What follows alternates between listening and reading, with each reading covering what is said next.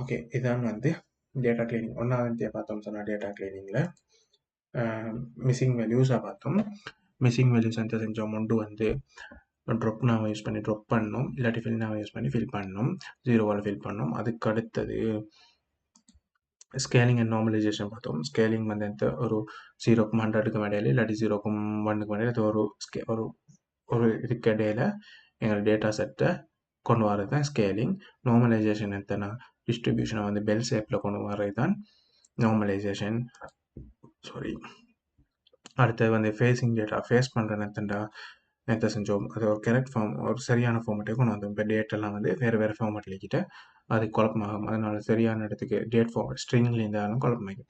அப்போ எங்களுக்கு ஒரு ஐடியா வந்து எடுக்கலாம். அப்போ வந்து டேட்டா வந்து சரியான டேட்ன்ற ஃபார்மேட்டு கொண்டு வந்தோம். அதுக்கு வந்து எந்த சொல்கிறேன் ஃபேஸிங் டேட்ஸ். அதுக்கு அடுத்து எந்த சொன்னால் கரெக்ட் டைம்